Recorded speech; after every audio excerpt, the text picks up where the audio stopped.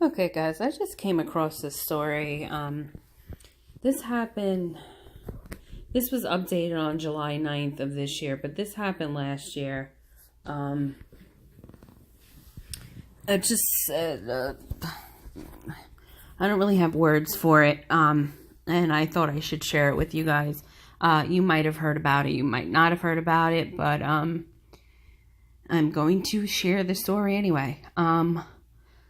This is about Lamora Williams, okay? She was from Atlanta, Georgia, accused of murdering her two young children in one of the most horrific ways possible by putting them in the oven, okay? And when I read that, it kind of reminded me of Hansel and Gretel and the witch, who kept trying to throw the kids into the oven. So she must be the real live witch that did that. Williams is accused of then turning the oven on, killing 1-year-old son Ja Carter Penn and 2-year-olds Keontae Penn. The Associated Press is reporting a third child in the residence was not harmed. The murders occurred on October 12th or 13th of 2017. You can't read the arrest warrant in case here. The mother has now been charged in the deaths. The family told Atlanta media that Williams had struggled with mental issues for years. Here's what they know. The deaths were discovered when Lamora Williams allegedly called the children's father on video chat.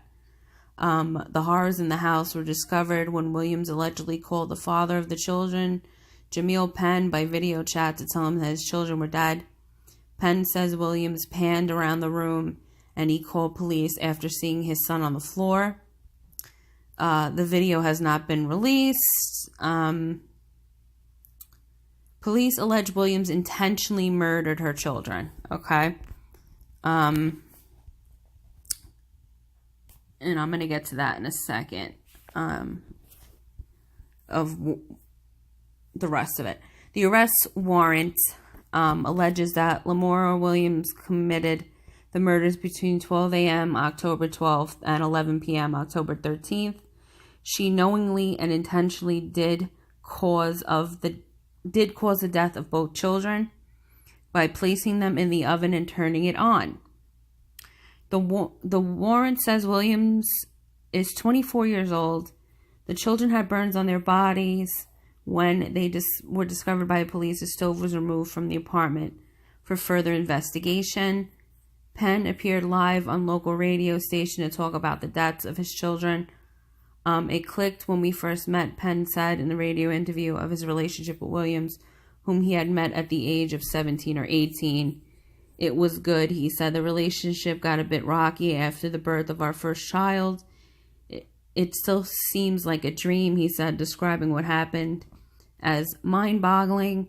He spent the night lying in bed with his surviving son, unable to sleep. Okay?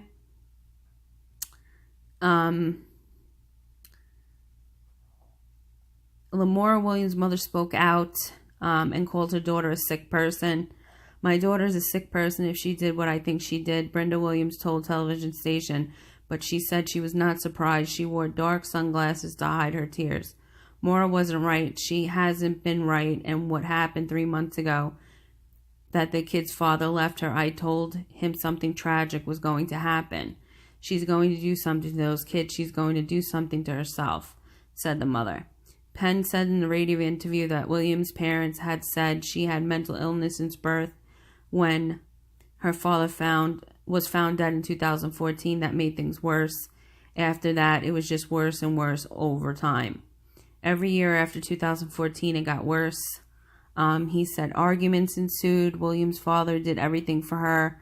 Penn said that was her backbone, and when she lost him, she lost her world. Williams' family said that she suffered from postpartum depression and used to cut the heads off of dolls. She had issues, and the fact that the state failed her, that's a problem. She routinely left her children home alone and had even attempted to cut her wrists.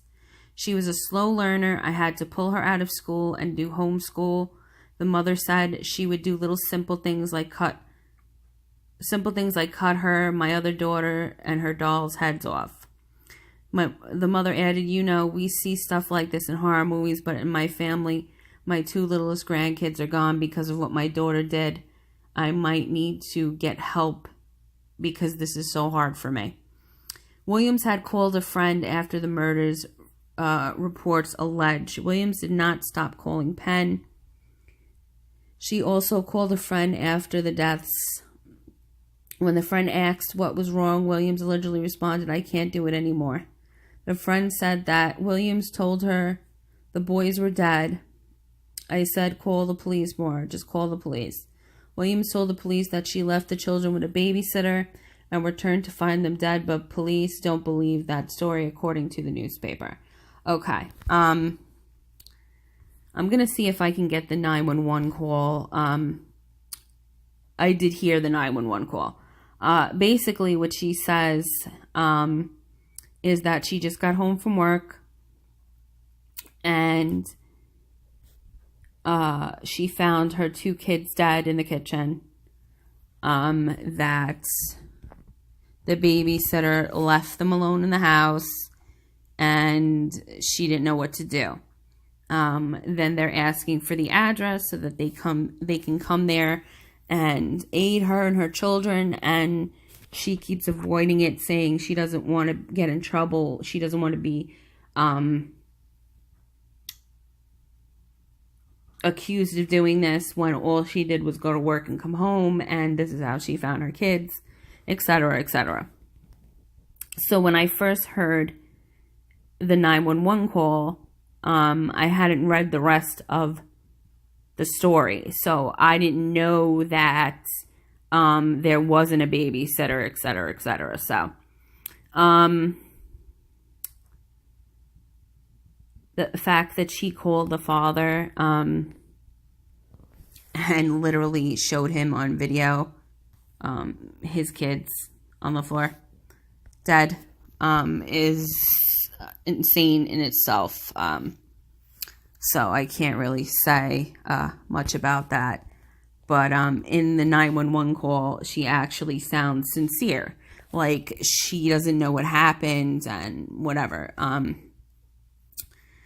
Now I'm just going through some other information here.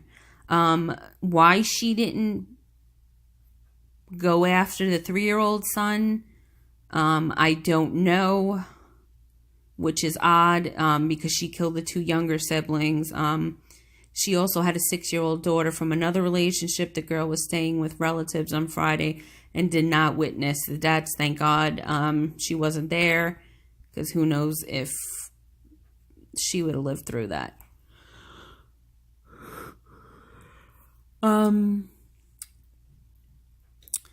They said that she was going through a hard time and was forced to quit her job a month before this happened because she couldn't find a babysitter for her children. She had struggled with undiagnosed mental illness from the time she was young. Their mother, Brenda, had tried to help, but no one ever listened to her. Teachers would tell her that something was wrong. This is something the state didn't want to recognize. So basically, the state failed this woman by not being able or not wanting to deal with her mental illness and help her out. The mother alleges she left her home at noon and returned around 11 p.m. Friday to find the boys dead, which is what she tells the police, the 911 caller. However, neighbors dispute Williams' story, claiming she had left the children home alone. She don't ever have anybody here with these children. Somebody said she was scheduled to make her initial court appearance on that Monday, I guess when it happened. I am just looking over everything. Because like I said, since this happened last year, there's going to be more information now. So basically, let me see what they did with the hearing, basically. It says here that the Supreme Court Judge Tom Campbell, she plans to file some motions sometime before the trial, which is scheduled to begin January 7th of 2019. Okay, so this trial hasn't even started yet. We would like the actual stove to be brought in as evidence. I believe they're going to want the same thing, so they will probably be that confluence of interest with that. So, I mean, damn, or 2019, it didn't even start yet. It's insane. That's, like, seriously insane. But basically, that's the story. She is being accused of killing her children. And I guess, there's evidence of that. So I don't see anything here that says that she could be,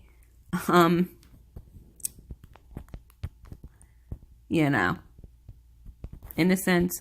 So I'm assuming that they have full proof that she did do that to her children. Just so horrible. Excuse me. More kids.